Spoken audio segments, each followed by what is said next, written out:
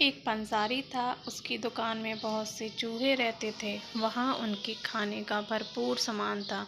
वे अनाज, सूखे मेवे, ब्रेड, बिस्कुट, जैम और चीज़ आदि छककर खाते थे। चूहों के कारण पंसारी को काफ़ी नुकसान होता था। एक दिन उसने सोचा, इन चूहों से छुटकारा पाने के लिए मुझे कुछ उपाय करना चाहिए, वरना ये तो मुझे कहीं का नहीं छोड़ेगा। एक दिन दुकानदार एक बड़ी और मोटी बिल्ली ले आया। उसने उसे दुकान में छोड़ दिया। अब चूहे खुलेआम घूम फिर नहीं सकते थे। बिल्ली रोज किसी न किसी चूहे को पकड़ती और उसे मारकर खा जाती। धीरे धीरे चूहों की संख्या कम होने लगी। इससे चूहों को बहुत ही चिंता हुई।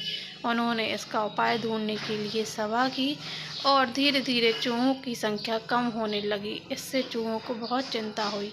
उन्होंने इसका उपाय ढूंढने के लिए सभा की। सबने एक स्वर में कहा, हमें इस बिल्ली से छुटकारा पाना ही होगा। पर छुटकारा पाने के लिए क्या करना चाहिए, यह उस सभा में किसी को नहीं सूझता था। तभी एक होशियार चूहे ने खड़े होकर कहा, बिल्ली बहुत ही चालाक है। वह दबे पांव बड़ी फुर्ती से आती है, इसलिए हमें उसके आने का पता ही नहीं चलता।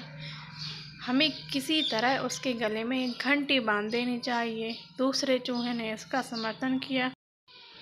वाह, क्या बात कही है। जब बिल्ली चलेगी तो उसके गले की घंटी बजेगी। हम घंटी की आवाज़ सुनकर सावधान हो जाएंगे। हम इतने फासले पर रहेंगी कि वह हमारा कुछ भी नहीं बिगाड़ सकेगी।